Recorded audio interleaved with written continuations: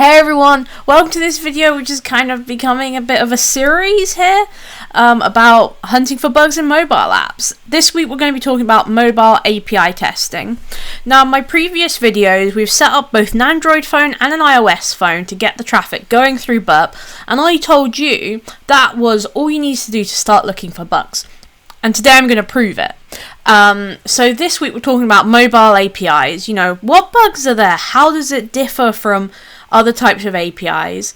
I have a lot of videos at the moment on my channel about API testing. I'm going to make some more because I think in 2020 they're great places to hunt for bugs, and especially getting those kind of good beginner, kind of low-hanging fruit bugs. They're really good places to start. But I have to say, once again, this video is so very kindly sponsored by Integrity. Integrity, it's a bug bounty platform like HackerOne or BugCrowd, but it's a lot smaller and focuses on European customers. You don't need to be European to hack on them, it's just their customers tend to be European. They are huge supporters of the bug bounty community, and they don't just sponsor my content, they sponsor other creators, they sponsor newsletters. They are so active in giving back to the community, and I'm really happy to work with them. I know a lot of people have already signed up. It's kind of a long-running partnership at the moment, and people have even found their first bugs or participate in some of the XSS challenges. Some people are getting bounties, and I'm so happy for everybody. Like, seriously, it brings me such joy to see people like, oh, I found my first bug, and tag me on Twitter. I love it so much. It feels amazing, and it's so good to know that my videos have kind of helped you get there. If you want to sign up, you can use my link on screen, which is go.integrity.com/Katie. In the video description, it's go.integrity.com/Katie. You know, a sponsorship, it really helps me invest more in the channel. I've been able to buy audio equipment, I've been able to buy editing software, and I really hope you give them a lot of love because I think they provide something great, and that's why I'm promoting them. So, thank you very much for sponsoring this video. Let's talk APIs. So, why hack mobile APIs? And there's one kind of really obvious answer to this, which is that APIs are very common in mobile apps because of the way a mobile app works, because you don't want to do much processing on the device because phones aren't necessarily as kind of powerful, although to be fair, they're pretty powerful now, when it comes to like the comparison between a desktop application and a mobile application. So all the processing happens away from the device, so APIs are kind of necessary. And devs just assume that most phones will have access to the internet all the time, which is another huge advantage for a developer's point of view, that you can assume that device will have internet access. Now, sometimes these are the same APIs as a desktop has, but often they aren't, and that's because of the way mobile apps are usually built. In a software team, you might have many different teams working on kind of different products, but actually sometimes you might have a mobile team which builds the mobile app and the mobile API to function with that particular app because they're using custom frameworks. So they can actually end up being mobile app only. Or sometimes they'll do, you know, the desktop will be written by a completely different set of developers and they'll give them a few functions they can use, but actually quite a lot of processing is handled by the web server. And, you know, I think a lot of people tell me, oh, I really want to hunt on APIs, but I can't find any. Where do you find them? Mobile apps can be really useful places to look because they kind of have this ability to combine an iPhone, an Android, and smart devices in one API that then gets sent to the web server and then deals with the databases. So they're quite good to hack and they're quite good to get started with, and the kind of difficulty with hacking them is often the kind of setup you need to do. But if you see my previous videos, we've already covered it. Now, speaking of my previous videos, general approaches to hacking APIs. Now, I've made a few videos, but I think these three are probably the best on these subjects, but it's kind of quite simple. Find endpoints. Now, what's an endpoint? An endpoint is just a URL that does something. You can have a kind of fault, like a directory that points to a 404 error. An endpoint is like a URL that does something, that returns something. That's all that means. So then you link that back into your business logic, your high-level features. You know, you might have a single API endpoint that handles all user account changes. but a different one that handles change password requests, and they might not necessarily be obvious by just the URL itself. So you'll have to kind of map it in your head or on a piece of paper, take notes. Big fan of taking notes. And then you look for the signs of the usual suspects. So I think that these three are probably the ones that are worth looking at, especially if you're a beginner. The first one is if you see a large response come back, you should be thinking information disclosure. You should be reading that response, trying to understand it, trying to understand what you have access to, because information disclosure isn't necessarily always like what we might think of like PII, so personal identifiable information. Sometimes it might be a case of, oh, you could cheat the system by doing this, this, and this. So first thing to check, information disclosure. If you see an ID, you should always be thinking IDOLs. Like as soon as you see a number you don't recognize, as soon as you see some characters you don't recognize that look like an ID, always check for IDOLs. Like seriously, it's one of the most common bugs in APIs, and it has a really simple root cause, but it does require a little bit of manual testing to try and confirm it. And then authentication. So if it says, you need to be logged in, well, just check that one. Sometimes you don't have to be logged in to be able to access certain resources, even though you should be. There are other bugs that abuse kind of manipulating the authentication process, but I'm going to be talking about that in a later video, all about authentication issues and what the bugs are and how to find them. And then number 4 is really look at your endpoints, look at your high-level features, and go through them one by one. This is why APIs are some of the best beginner bugs, because quite a lot of it involves that just manual grunt work. And actually, a top bounty hunter is not necessarily going to be focusing on that kind of low-ish severity manual testing. They're going to use their own processes, so it can be really great for beginners to kind of go this approach, use this approach. So what are the types of mobile APIs and where to find them? And if you watch any of my API videos, you will see, and where to find them is extremely common, because I think finding an API and kind of understanding them is some of the most important parts about hacking them. So let's talk quickly about types of APIs.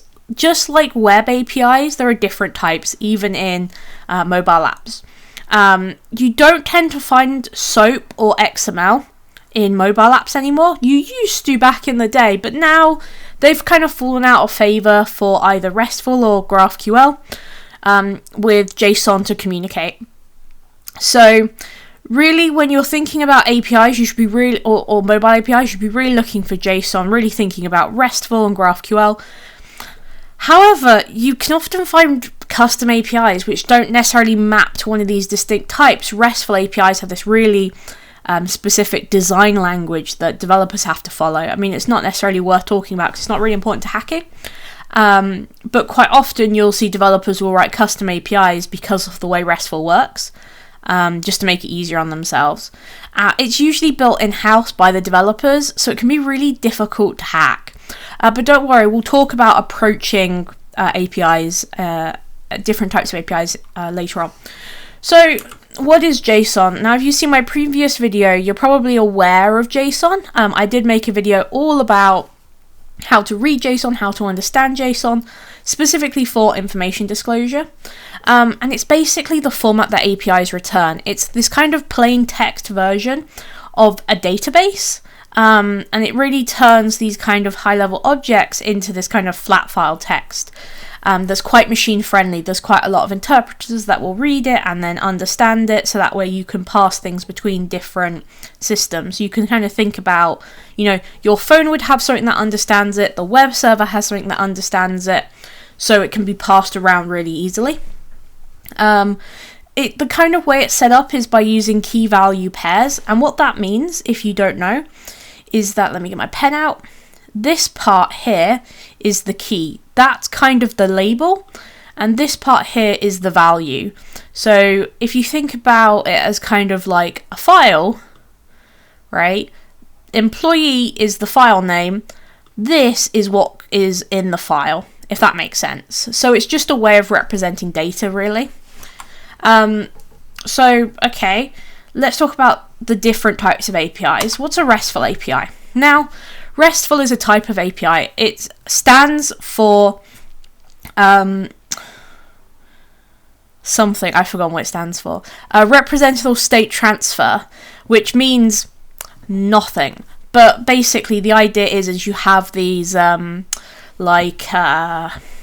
kind of structure here, this quite defined structure for accessing resources. So each resource you have, so in this case movies, if you're dealing with a forum, some of the resources you might have is like users, posts, replies, forums, avatars. You kind of get these big high level ideas of resources, and each one has a different number of URLs which support different HTTP requests. So the first one we have here is get a list of movies is located at /movies. To get a specific ID, it's /ID. To create a new movie, we then change the get to a post. And the same here for put and delete. To update something, we use the put. To delete something, we use delete. Now, this is really important because RESTful APIs have these kind of really strong structures to them, and they actually represent to CRUD functionality. Now, if you've never heard of CRUD before, it stands for create, read, update, delete.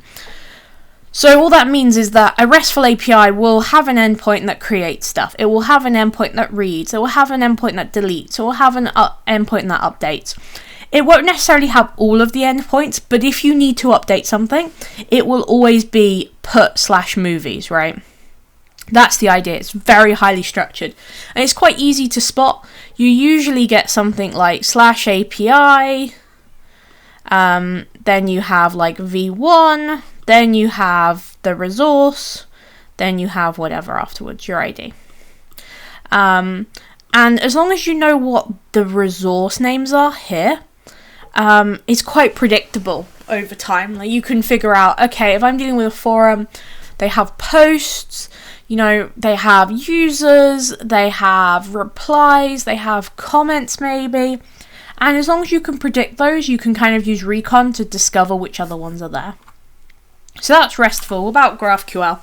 So GraphQL, it's another type.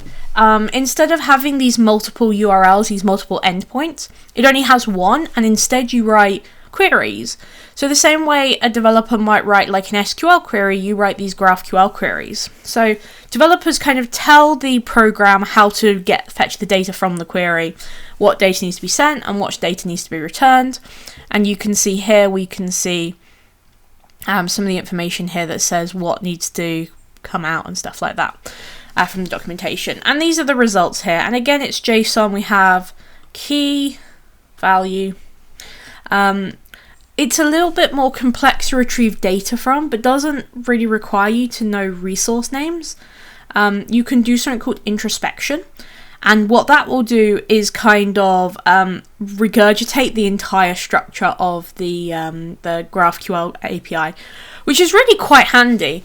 I've actually got a full video on GraphQL in the works, but if you can't wait, I'm going to leave Farah's video in the comments, in the description, so you can take a look at kind of how you would approach hacking GraphQL.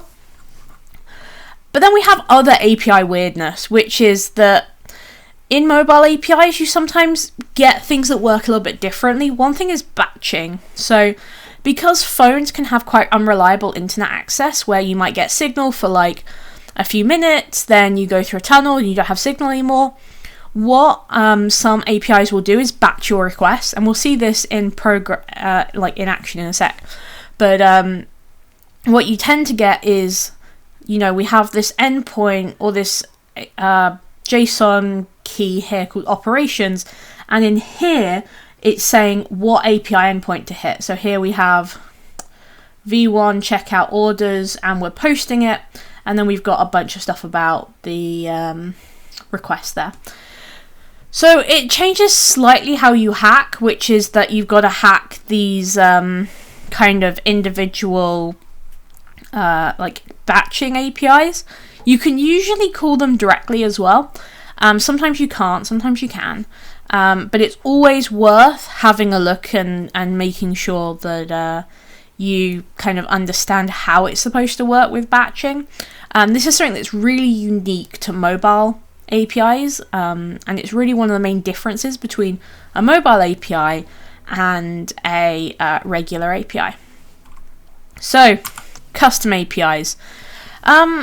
So custom APIs are really common in mobile apps where there is no web API. That is, that web tends to have these more structured, like a RESTful API or a GraphQL API. But actually it's quite difficult to hack due to the lack of structure.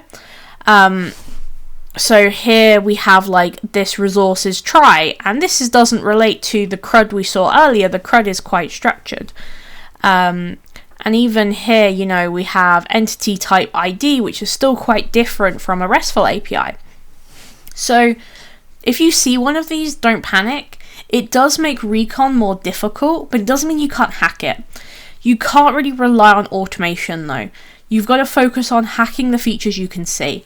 You've got to click the buttons, find the endpoints manually, hack the endpoints manually. You can't just run a single FFUF script and it will work fine. But let's go back to our kind of more common ones. RESTful API, it's the most common. Clearly defined structure, hard to hack.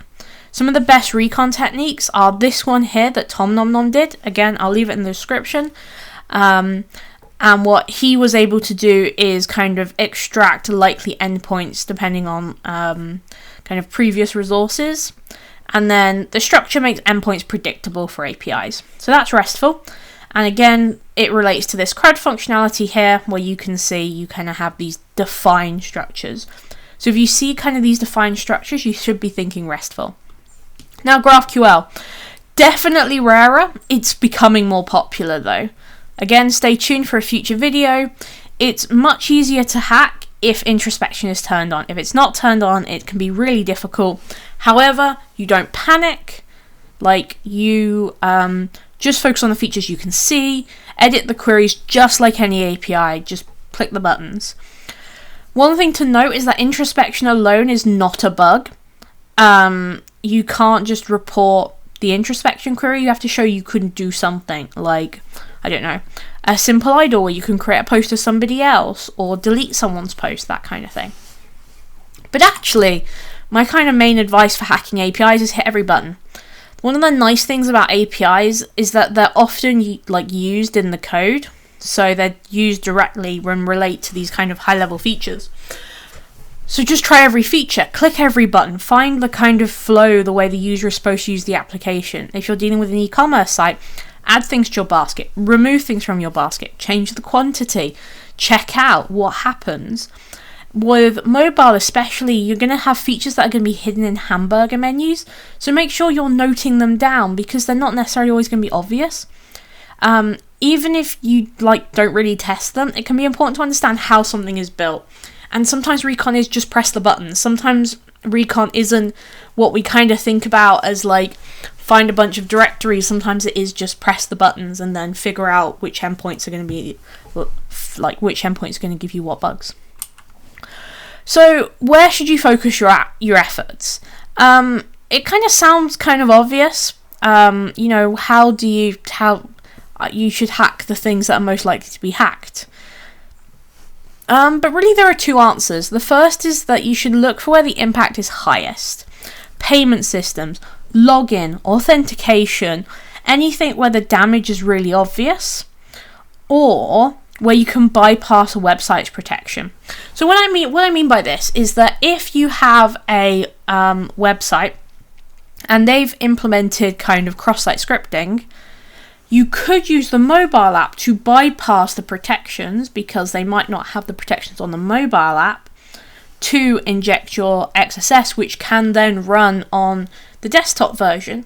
Even if it's not necessarily going to be vulnerable on the phone, it will at least be vulnerable on the desktop. So something to consider is these kind of two ideas of high impact and bypassing restrictions you see. But I guess the question is, we've got a bunch of URLs. What do we do next? What are the vulnerabilities in mobile APIs? And I'm going to go over this quite quickly because it's in one of my other videos. But let's have a chat. The first off is that these vulnerabilities are exactly the same ones you find on a web application. It's just that no one expects you to be hacking the mobile app. there's kind of a lot of low-hanging fruit out there. I'll be the first to admit that some of my bugs are quite low-hanging fruit from mobile apps. But okay, what are the most common ones? What should you be looking for? IDORs. Simple as you should check if you can change the ID of a resource and access somebody else's resource. This is all, by the way, in my top 10 API bugs video, which goes through this in more detail. The second is excessive data exposure, which means information disclosure. Make sure that what an endpoint returns is what it should be returning. You're not adding additional information that's just hidden by the user or from the user by the mobile app. So just keep in mind, kind of looking for those large responses. Broken function level authorization. So looking at permission IDORs. Whenever you see a complex hierarchy, you should be checking, okay, if I'm set up as an admin, and a user, can the user access the admin functionality, etc. Mass assignment. So this is kind of a weird one. What a mass assignment bug is where a API is kind of built on a framework, and what it will do is it will accept any information in like a update, even if it shouldn't be updated. So you can kind of imagine like, oh, I'll just update my username, but it also allows you to update your password at the same time, or your email address. Low impact, but if you can also combine that with an IDOR, you can change somebody else's password, someone else's email, with the change username functionality. And then we have mobile APIs as bypass, which I talked before. It's one of my favorite tricks though. Sometimes the filters only exist on the desktop application side. Now, sometimes you have this as JavaScript, running on the client side, as in on your desktop computer. Usually it's kind of on the desktop app, but not on the API, because the API was just built separately. And sometimes a fix is only deployed to the desktop application, but actually the mobile app has the same vulnerability. Especially if one is using the API and another isn't, is very common, or different versions of the API.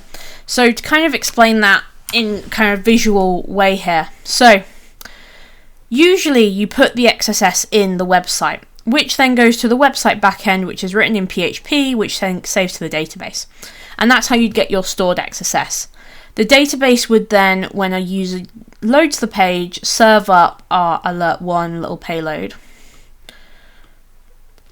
So if you are using the mobile app here, what you might find is that the API there is separate from the website backend.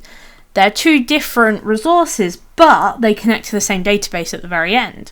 So you can use the mobile API to bypass, or to put stuff into the database and get your stored XSS, which then gets executed on the website, because the website backend is the only filter. There is no filter over here. I hope that's kind of clear. You can also do the same for SQL injection as well. So these injection payloads. So, hacking different types of apps. Often targets with mobile apps will be kind of different to desktop. You see social media, online banking. You don't see your CMS, your WordPress, your blogs. And with that, you need to approach hacking differently. Now, HackerOne just tells you, here we have financial services, and we can see this one here, which is violation of secure design principles, is the most common, same as cross-site scripting. But actually, on something like transportation, cross-site scripting is 60% of all vulnerabilities. Huge difference. So when you kind of look at different targets, you should be thinking about what targets are the most vulnerable. And HackerOne actually published this in their hacker report. I think it's the hacker report is what they call it. But I would seriously recommend, by the way, checking out the reports if you don't already read them. And then, lesser known vulnerabilities and CVEs do exist, but you need to kind of understand a little bit more about how the application or API was built, which is a little bit more tricky. In web, you kind of have way more freedom to kind of find CVEs, but in APIs it's a little bit more difficult. But yeah, so HackerOne publishes this list. It's very useful, especially if you want to kind of do more targeted hacking. But with that, let's have a look at hacking a mobile API. What does this look like in practice? Okay, and we are back with the demo. Here we've got my demo phone, which I set up in the Android video last time. You can use iOS for the same thing. It's just I'm using this demo so I could share my screen a little bit more easily. So let's take a look here at Yahoo Mail. So we can kind of see that already we're having a bunch of requests come in. And we kind of want to know a few things. How is this reading emails? How are we getting that data back from emails? What happens if we delete them? Really mapping functionality, as we said, to high-level user interactions. So here we can see something is happening here. We're seeing get mail, GitHub. So that's probably not getting the emails. We might want to try, deleting it and seeing what endpoint gets hit. So if we delete it, we can see a few things have gone off. We can see this is where we started. We've got something called Flurry, which is one of their applications that manages user experience. So what we should do is probably just hit a few buttons and see what happens. So let's send an email to ourselves and see how that email is actually being sent. So we'll go in here and we'll press send, and we're on 175, so one of them, it's in here somewhere. So we might want to just show all, just to make sure we're actually seeing everything. And what do you know, here we go, it's a batched request. And how can we tell it's batched? Well, it's going to batch name save message. And if we send this again, we should be able to send the reply again and get 2 emails, and then we can map this kind of functionality to that high level request. If I pretty print it, will it let me pretty print it now? No, I guess not. We can see, okay, we've got some information about where we sent it.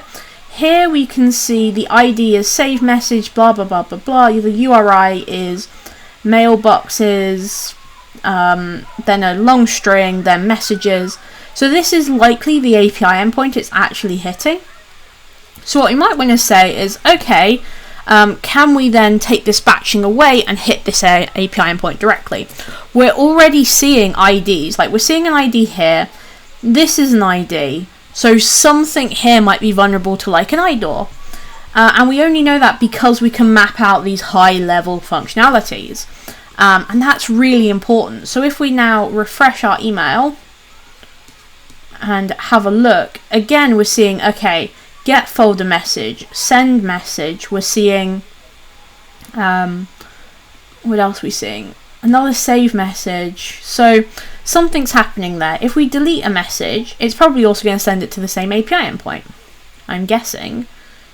There, here we go, update message, and we can see again an ID, we can see a name of update message, and then we can see it's going to a folder, and we see URI again. So we're still thinking, okay, could we take everything in payload, send it to this URI, and then get the same result back? So there's a lot you can kind of do in hacking this, even though you're not actually decompiling applications. It's actually quite straightforward. It's a little bit different, but not as different as you would expect. So with that, let's go back to the slides and we will wrap up. Thank you very much for watching this video. I really hope I've given you some confidence to start hacking mobile APIs for yourself. They really are great places to find your first bug. The initial, not necessarily learning curve, but scariness of it can seem really large, but actually you just need to break it down to quite simple steps and figure out what very simple exploit you can use. If you are watching this video and you're like, okay, I want to learn some more, I'm really interested, I'm going to leave the links to my beginner's guide to API hacking. It is completely relevant for mobile APIs as well. They're a little bit different, but honestly the batching is the only thing that's that different, and the fact they tend to be way more common. So I want to thank you all for watching. I want to thank our sponsor, Integrity. They really have allowed me to make such huge investments in my channel, and I really don't take having an advertiser lightly. They do amazing things for the community. Some of the things that I've invested in, like I said, is audio equipment. I'm looking at setting up like a camera and doing more face cam stuff. I'm looking at trying to do animations and really look at ways I can improve my videos to the best of my abilities. If you would like to sign up, you can use my link on screen, go.integrity.com/Katie. They are so active, they reply all the time. If you have any questions, don't hesitate to contact their team. There's also going to be a link in the description. Thank you for sponsoring my video. And now we have our patrons. So I started my Patreon with the kind of previous video, but now we have some lovely channel directors who have opted for a shout out, and that is MechaInfoSec, Wardell Castles, RL1K, Strongbeard, Lukáš Hájek, Gynvael, Ram, and James Clee. Thank you very much to my top tier patrons for supporting my channel. This is as well another way for me to start making really big investments in my channel and really make content that I hope you all enjoy and that you're proud of and that you really want to see more of. So thank you very much everyone for watching. I will see you all next time. Bye everyone.